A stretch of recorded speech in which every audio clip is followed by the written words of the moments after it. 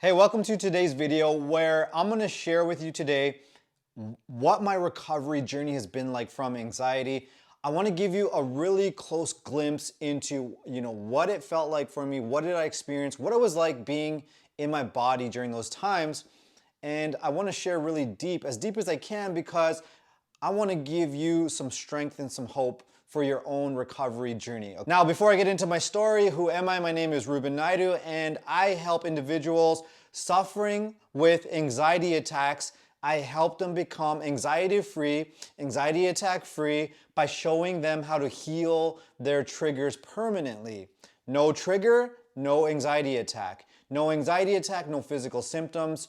And that allows those individuals, and maybe you're suffering from that yourself, it helps you stay present in your body, engaged in the present moment. No more overthinking, no more rushing into your head. And why do I care about this issue is because when I was suffering with these anxiety attacks, my mind's going blank, my voice is getting shaky, I'm getting rapid heart rates in the middle of work meetings. I can barely work, I can't move up in my career. I couldn't find the proper help. I was researching everywhere. I was trying to get help from mental health professionals, therapists. Then I was on YouTube looking everywhere. I could not, for the life of me, I could not find the proper help. It was either a form of talk therapy, which I didn't find was very effective for this type of issue, because as you know, these anxiety attacks are automatic. This nervousness is just all of a sudden, there's no way to talk or think your way out of it. And then there was the other side on YouTube where people weren't giving this issue the respect it deserves. They thought it was just a confidence issue. There were all these coaches out there trying to just tell you to face your fears, and it's a little bit of shyness. You just got to push through it and things like that.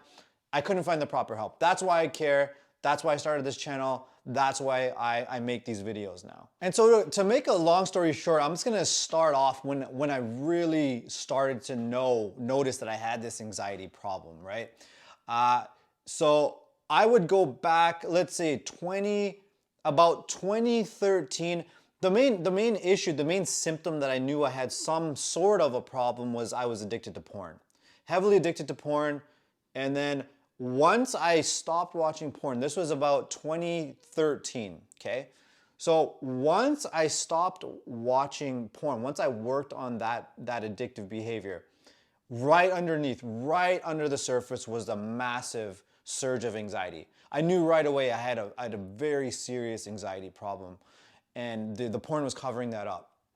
And so initially at that time, I was, my wife now, my girlfriend, she was my girlfriend at the time, and we were going to school at the time, and during that time I started getting like these massive panic attacks. I remember my first episode was this feeling like it was almost like a surreal feeling, like you're in another galaxy basically. You're getting triggered. So I would get this panic feeling like I was dying, like I wasn't gonna live, and then I would get into this panic and almost like blackout, right?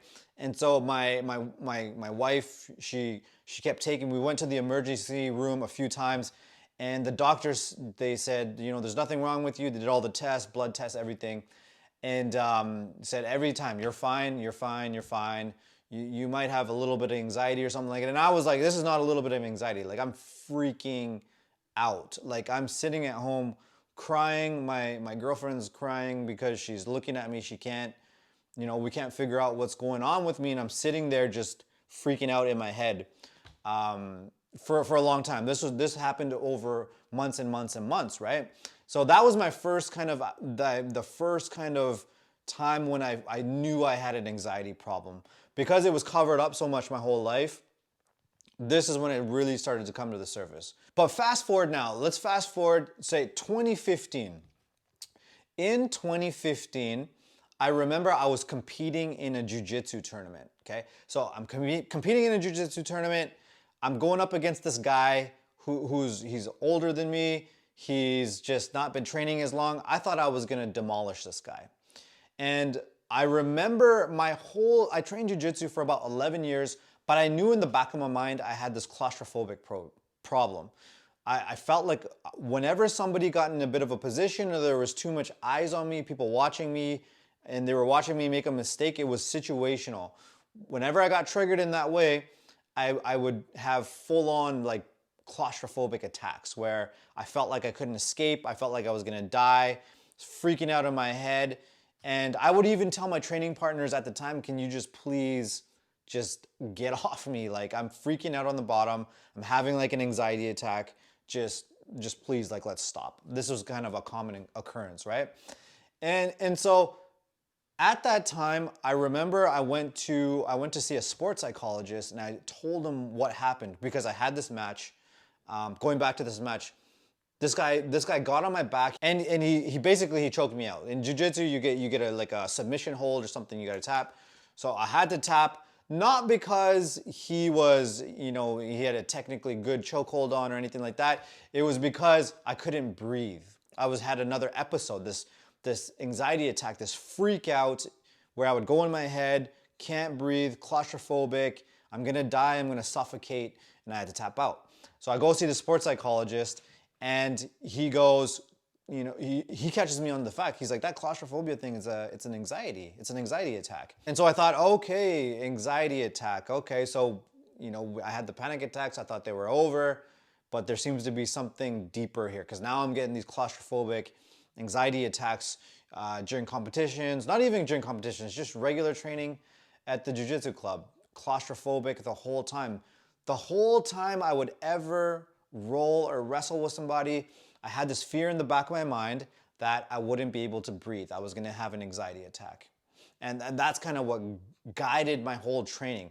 Who do I wrestle with? Who do I avoid? Never be the center of attention, because if people are watching, what happens if you have this anxiety attack in the middle of it and people are watching the whole thing? You're gonna be embarrassed. It's gonna be just a gong show. So that governed my whole training, my whole experience with jiu-jitsu. How do I navigate this whole sport in a way where I don't have these anxiety attacks? And so the sports psychologist, amazing guy, like still keep in touch with him to this day. But his whole thing was this emotional regulation. He realized that anxiety, the kind of attacks that I was having, you couldn't really fix it up here in the mind. It wasn't like a cognitive thing to just reframe your thoughts and things like that. His whole thing was like, how do you regulate your emotions to keep that anxiety down? And his whole thing was keeping that kind of fight or flight or that stress response. How do you keep it really down to a minimum? And his tool, like his main tool, was breath work. Okay, so he had all this high performance breath work, and you know, breathe in and stream the breath throughout your body, and breathe in, hold it, breathe out, hold it, high performance, breathe it out, you know, visualize the breath kind of going everywhere, energizing you, all of these different techniques that I would do. And the whole purpose is if you got too anxious, you would kick off the breathing, and that would bring the anxiety back down during that attack. And his other kind of supplemental kind of solution was like positive affirmations, you know, positive self-talk, saying to yourself, I am confident, I am calm, I am performing at my best. When I perform at my best, I do A, B, C, D, E, and then, you know, you would kind of tap into that positive visualization and things like that. And so I keep training, I keep competing for a couple more years. I don't have like a full-on episode, but I know that underlying problem is still there. Besides, you know, even though I'm doing the breath work, even though I'm trying to regulate the emotions and keep the anxiety down, and even though I'm doing the positive affirmations, there's this thing, I know there's this thing inside me that if I'm put in a bad position, people are watching, I'm gonna have a full-on anxiety attack. I'm gonna have this meltdown, this freak out. And so I still compartmentalize my training in that way. But now, fast forward, so it's 2015 and I'm in the office now. And I'm already pretty depressed. I was going for medical school, and essentially I couldn't pass the interviews because I was too anxious, right? I can tell that story another time. But to bring it back, so now I'm in the office. So I'm in this office job. I'm pretty depressed because the whole med school thing isn't working out. and I'm depressed, I'm anxious. And I remember this episode that really brought this up. This is when I knew I had to do something about it. Because yeah, it's not a sport now. This is like my actual job. And so we're in a team meeting and we're going around the room giving updates for what you're working on during the week. It's just a simple, 1-2 minute check-in. Hey, what are you working on? And what's the update with it? Because everybody needs to be informed, that type of thing. And I remember as soon I was standing on this side, but the circle started on that side, right? So I'm looking opposite, and I see a couple of my friends in the team. They start sharing their updates, and I remember just feeling this surge of panic inside me, and my heart rate's going through the roof, and this just absolutely terrifying feeling where I couldn't be in my body. Like my mind's completely blank. I'm trying to just deal with this feeling that's coming up. It's just erupting and I don't know what it is. And they're slowly going person to person to person. And sooner or later, I'm just sitting there, I'm fully in my head just trying to cope with this kind of attack that's happening within me, right? And it gets to me, and I try to speak up. I try to give my update, and my voice completely is shaking in absolute terror. I'm stuttering, my voice is shaking, my mind is completely blank. I don't even know what to say. And I remember that time, I remember my manager jumped in and she was like, well, I think what Rubin's trying to say, because she knew what I was working on, she went in and saved me. And in that moment, I'm just completely ashamed. Like I'm so embarrassed, because I remember I looked up, the people across from me, they looked away because they were really uncomfortable. And that's just how uncomfortable I made everybody with this full-on anxiety attack in the middle of a meeting. Think about it. If like bird's eye view, you look at this team meeting and one person's just speaking and he's having a full-on like panic attack in the middle of when he's trying to speak. It was absolutely humiliating. And I remember going back to my desk, and then I asked the lady beside me, I said, has this ever happened to you where you have this full-on kind of stuttering and nervousness and extreme panic when you're about to speak in front of the group? And she said, yeah, all I did is I went to Toastmasters and it took care of it. So I was like, okay, Toastmasters, that sounds interesting. And then I remember I asked my manager as well, has this ever happened to you? And then her advice was, yeah, when you get nervous, just focus on the words that you're saying. Focus a little bit ahead, and then you'll know what to say next, and that should take care of the nervousness. And obviously you can tell they didn't really understand. They didn't understand the issue. Obviously not, because in Toastmasters and just trying to be a bit more confident, focusing on the words, those are absolutely not the tool when you're having a full-on anxiety attack and you can't even be present in your body. The whole thing doesn't even feel real because you're so panicked. And so then I get this idea, right? I remember I got the sports psychologist, I got the breath work, and I got the affirmations, right? And I remember, so for the next few meetings, I remember it happened again, and then I was like, okay, I got to do something about this. So I brought in the kind of the breath work and the affirmations, and what I would do is I would go meetings at 10 o'clock on Fridays. I would go into the bathroom, like 9 o'clock. 9 o'clock, I'm in the bathroom. I'm in the bathroom stall, just sitting on the toilet, and I'm just sitting there saying to myself these positive affirmations and visualizing. It's visualizing me speaking confidently, and I'm trying to calm myself down and do the breath work and do the kind of meditative breathing and to calm myself. And then, before I know it, time for the meeting, I go out there, and in my head I'm like, this is it, you're gonna crush it. You're gonna be so confident, you're gonna crush it, you're gonna speak powerfully, and just everyone's gonna know how powerful of a speaker you are. And then we start going around the room. What's your update? And it starts again. Bang, my heart's beating, heart palpitations, I can't breathe, I'm suffocating. I have this urge like I need to run. I'm just trying to cope with this anxiety attack again. And again, what do? I try to give my update, voice is shaking, my mind's going blank, and I literally have to apologize. Like, I'll have to get back to you. I can't figure out, forgot what I was working on. Can you please come back to me, or can I give you an update after the meeting? So I had to straight up apologize.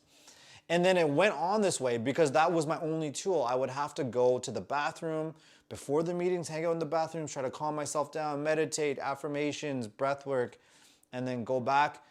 Same thing, same episode over and over. It was this reoccurring thing. And I remember it was even so bad that I remember one time I was working from home this one time. I was working from home. You can't even see my face. I'm like dialed in through my my headphones and my microphone, and they want me to do a presentation. I'm already freaking out. I prepare the presentation. I'm already freaking out, and I'm reading through the presentation, and my mind goes completely blank in the middle of it. And what my way to recover, I remember at that time, was to pretend like my sound is bad. So I kept saying, "Oh, hey, can you guys hear me? Oh, I think my sound went out." But I remember really is my mind kept blanking out, and I kept freaking out inside. So it wasn't even just in person. This was just over voice calls where they couldn't even see my face. My mind's going completely blank. And by this time, I'm getting even more motivated to fix the issue, because obviously this is going real bad. The way this is headed, I was absolutely terrified, because there's absolutely no way I could move into leadership, get into a better position, get a better paying job, all of these things. And I have to do something about it. I'm already in my 30s at this point. The whole med school thing didn't work out. I fell back on my career in IT. This isn't even working out because I can't speak in front of people, and I keep having these anxiety attacks. So I reach out for some more help. This time I go to see a therapist, right? And I'm talking to a therapist, and I'm trying to explain to her what happens when it comes time for me to speak in front of people. And she says, "Oh, okay. So have you ever thought about popping or she didn't say that, those weren't her words, but she said, have you ever thought about taking a pill, like an anti-anxiety kind of pill before?" And I said, "No." And then she goes, "Yeah, I have some clients who they take I think she said Valium or anti-anxiety medication before they have to speak." And I was like, you know what? Like, I don't want to be taking medications. Like, is this really what life is like now? Because there's gotta be a way to fix this. Like, this cannot be my life going forward, that I can't even do things like public speaking, because, as you know, there's so much content on YouTube on success and trying to reach your goals. And I was so hungry to achieve my goals. I worked my ass off. I felt like I deserved to just enjoy the fruits of my labor for once. And so in my head, I was like, there's no fucking way this is my fate. I grew up watching Michael Jordan. I grew up watching Michael Jackson. I grew up, watching all the athletes, basketball. I watched soccer, World Cup, all these athletes. And then, Muhammad Ali, Mike Tyson, these were all my inspirations growing up. Musical artists, rap artists, R&B artists, musical artists. And it was like, is my fate actually that I'll never be able to speak in front of people? There's no freaking way. Like, there has to be a way out of this. And on the flip side, I was freaked out. Like, I was absolutely terrified for my life. Because think about it, I watched, my teens, I lost my teens. I couldn't even, play basketball in front of people without, having eyes on watch on me and getting claustrophobic. I can't breathe. I didn't achieve what I wanted to in basketball in my teens. Then it came my adult years, jiu-jitsu and everything. And in my 20s, couldn't do that. Med school went down the tubes because I was too anxious. 20s is done. Now I'm in my 30s. It's on the tipping point, because then I'm thinking, like, I see different of my family members. I see family members, I see some of the older people, people in their 40s, 50s, and they've kind of just given up, right? It's like they've given up on this whole, be all you can be, it doesn't matter, just pump out your kids, live a good life, that kind of a thing. And I realized when it really hit me, when I saw my mom, she never made it out. She never made it out of that anxiety. She's alive. I shouldn't say it like she never made it out, but she never found a way out of it, and she's come to a place where she just accepts that as a part of life, as a part of her destiny. And also, there was the other aspect where I was looking at my friends, people who didn't suffer from this anxiety and these anxiety attacks, putting in maybe 50% of the effort I do into career and goals and everything, and achieving 10 times the amount as I did. It's like everybody, they got the family, they got the career, they got everything. They are just moving, coasting through life, and I'm sitting here putting in all my effort. Like, I'm sitting there thinking about it. I'm sitting in the bathroom, doing my affirmations, all this breath work and all of this stuff, just to be able to speak for a minute in front of people. And that's how, freaked out I was, because I was like, either I can't keep this up for much longer. So what I'm gonna do is I'm gonna look for a solution. If not, I don't know how much I can take though, because I'm starting to lose hope. All the help I'm trying to get, it's just not helping. And I'm starting to lose hope. Maybe I can look into a couple more things. After that, I gotta hang them up. I gotta stop trying to be all I can be. Let's just get a career. I've heard of people moving into careers where they don't have to talk in front of people. There's less social skills, there's less people skills, and they're more isolated on the computer or something like that. There's no pressure. So that was gonna be my future. That was gonna be, and it scared the shit out of me. To go from being a kid with all these dreams to on the verge of accepting I gotta just work on my own and isolate for the rest of my life, not even in work, get-together, social events, those were all just overwhelming for me. I was just too anxious. I felt too much anxiety, way too much feelings. My body was just so sensitive to everything around me. It's just, I couldn't be around people. Do you have to call it quits and live an isolated life? And so I searched and I tried, a number of things. I went to my doctor, I tried to convince him I got ADD, and then he said, no, I don't think you have ADD, you have some sort of anxiety problem. And I was like, yeah, but when people talk to me, it's like the words aren't getting in and my hearing shuts off. I think my brain's all scattered. I think I got it. And he's like, no, you don't have ADD. He convinced me it's an anxiety problem. So back then I looked into trying to see a speech pathologist, because then I thought it was something to do with my hearing and things like that. And then I tried the Toastmasters, and then the Toastmasters didn't work. So I was looking into so many of these things, even exposures, trying to talk to people daily, trying to face my fears, and I was going just hard at this solution. And it just got to the point where I was just so exhausted. And I had a friend, he was talking to me. We went through a lot of this recovery together, and he was saying, he's like, do you realize you're looking really hard for something out there? Right? I remember this conversation. He goes, you're looking really hard for something. And I said, that's right. I was like, yeah. And then he goes, what do you think that's maybe like an issue or something you're not facing? Like, why are you looking so much for these solutions?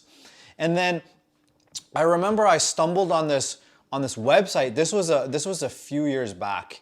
I remember looking at this website a few years prior, but it came back to me, and I was really digging into why those uncomfortable thoughts and feelings were coming up for me.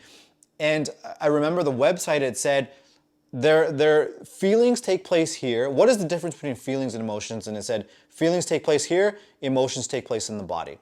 And then it went on to say, essentially what you're doing is you're interpreting what's going on here, and you're interpreting it up here with your intellectual mind, and you're calling it anger. But the anger doesn't really need to be interpreted up here. Then I realized there's a way to essentially decouple this. Like, you could feel the anxiety down here in the body, these emotions, but not necessarily have to have a freak out up here. Because it's almost like I got the sense it was two different languages. It's like my body was trying to protect me, but because my mind didn't know exactly what was going on and it was confused all the time, that's why I was starting to get these really bad anxiety attacks up here. And so then I caught on to, I was watching Oprah Winfrey one day. I love Oprah. So I was watching Oprah, and I saw this spiritual mentor. His name's Gary Zukov. And he says there was a way. He goes, there's a way to heal your negative emotions or your painful emotions permanently. And then something clicked, because I caught that. I remember I rewinded. I was like, whoa, whoa, whoa, rewind it back. What's he saying there? Heal these negative emotions permanently. Because for me, it was going through the therapy, exposure therapy, all these things. It was just coping, managing, right? When they come up, do your breathing techniques, do your affirmations, positive self-talk, and just manage, manage, manage. But he was saying, I remember he was saying, how do you heal them? Heal them permanently. Like, how do you do that, right? How do you do that?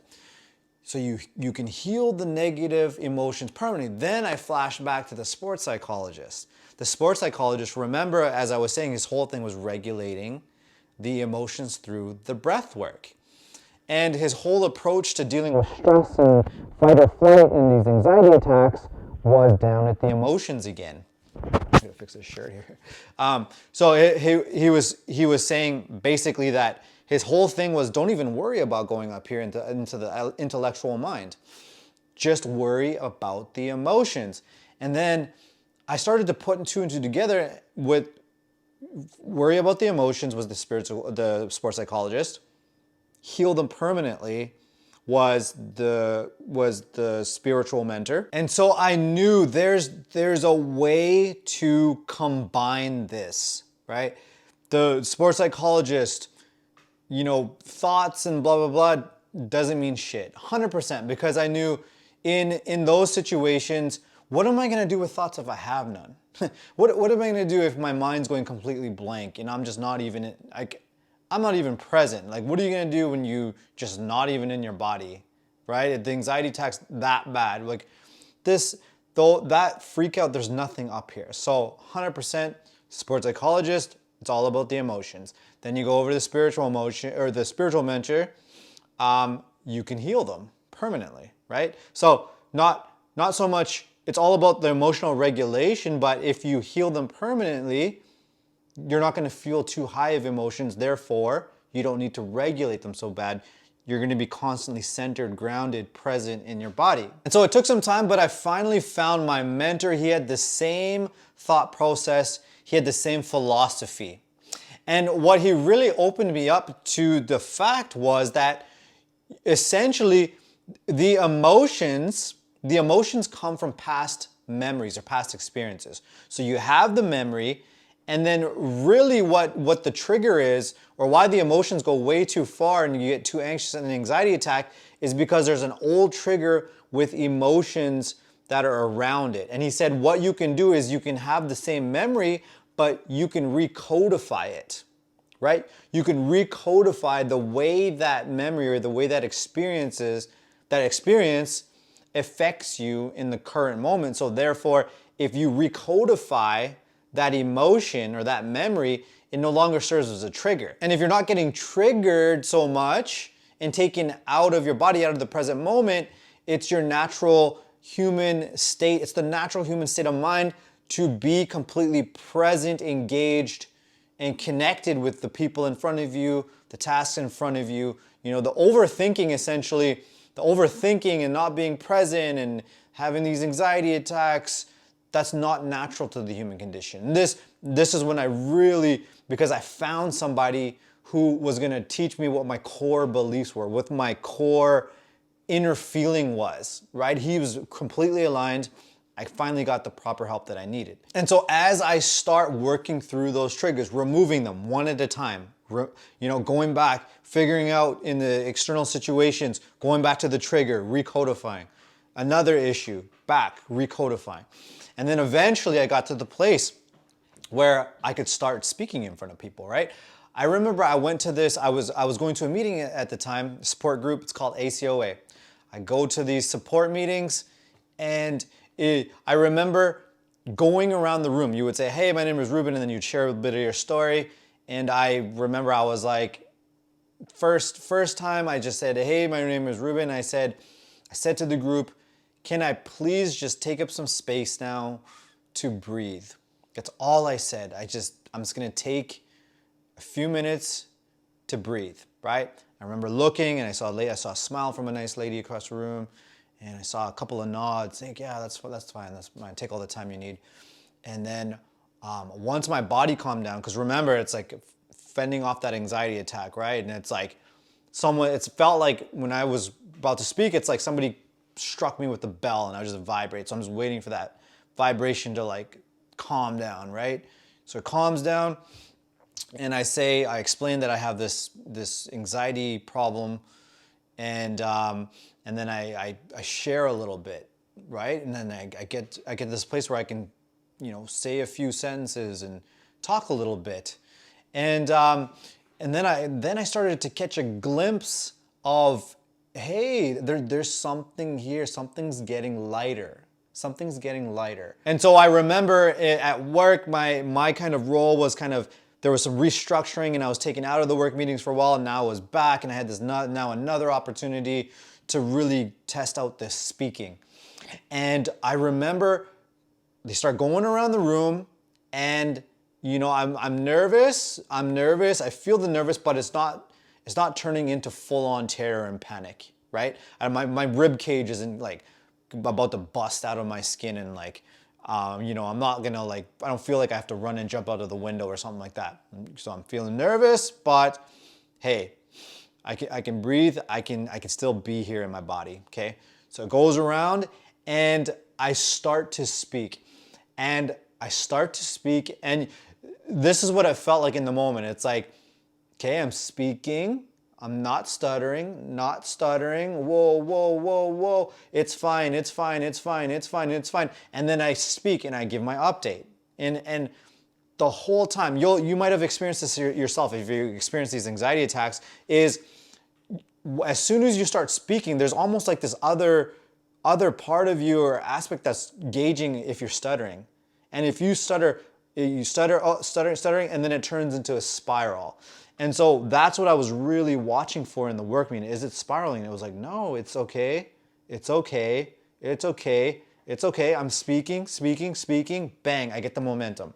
First one, that was like my first win. So I take it away, I write it down in the journal, right away.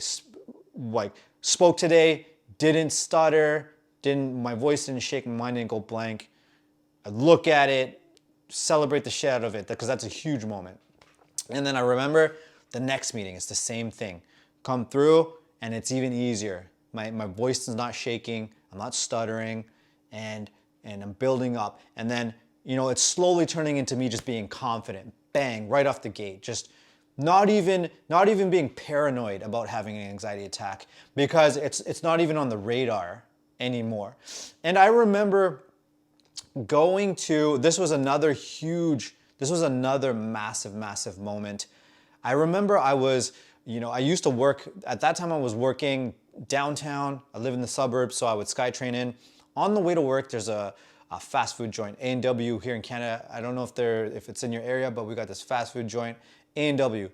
And I eat really healthy. And so I go to this fast food place, right? Order a burger, it's a matzo burger. And I go back and I sit back, like kind of like by those chairs, right? Go sit down, and I order the food. This whole place, if this is like the countertop, if this is the countertop for the cashiers and stuff, this whole area is full of people.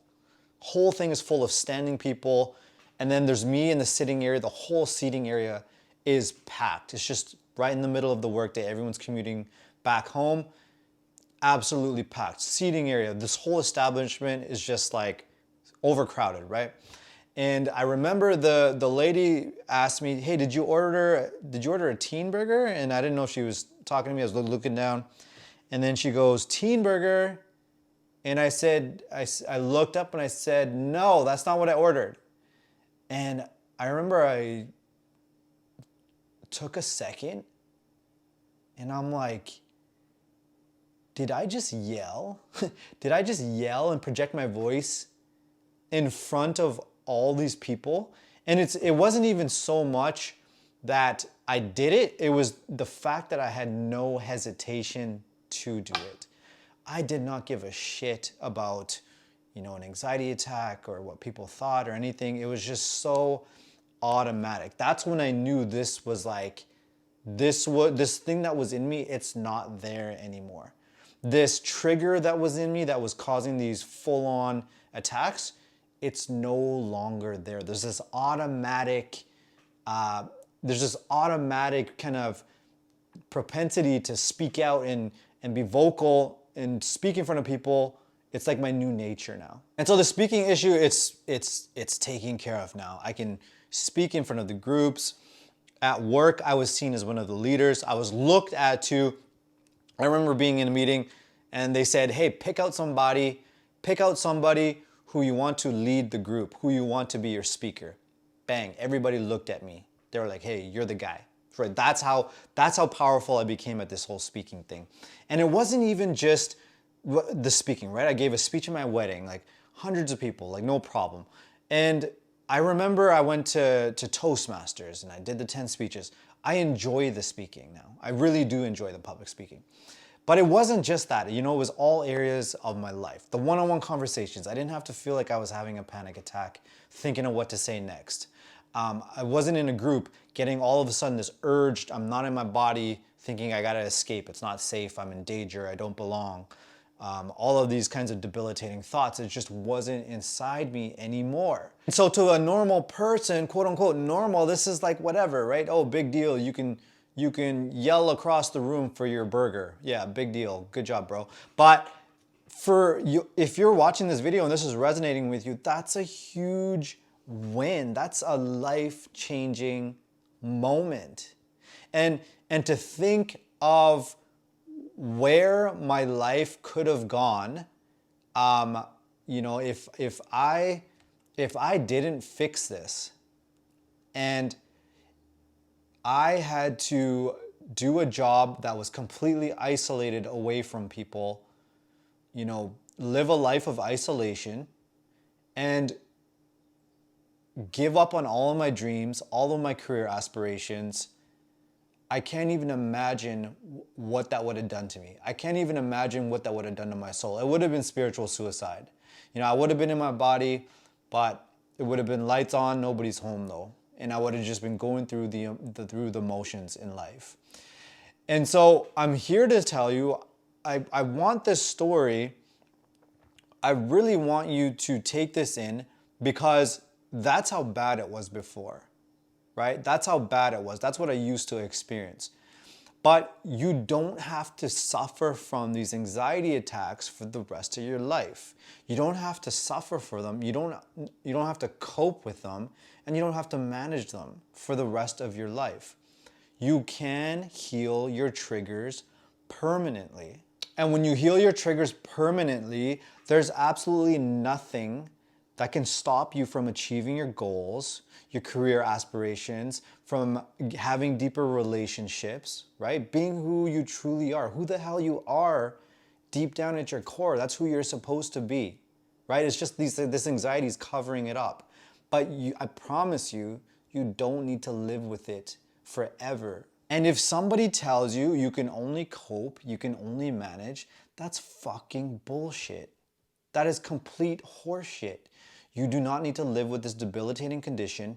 You do not need to let these anxiety attacks, this thing inside you, completely crush your dreams, your optimism, and your overall hope for the future. So I hope this story exemplifies that. It demonstrates how it's possible. It gives you some strength and some hope for the future. And if that's something you're struggling with, then write a comment below the video. Just let me know that you're struggling. Let me know that you're dealing with this yourself. And let's chat. Let's see what's possible for you for the future. And if you're on my other social media channels, send me a DM. Let's chat. Let's open the discussion. And let's see how we can get this resolved for you once and for all, okay? So I appreciate you so much. If you're with me until now, I appreciate you so much for just listening to this story and just being with me here through the whole video to witness, you know, my recovery story in its entirety, okay? So thanks for watching, and I will talk to you soon, all right? I'll see you later.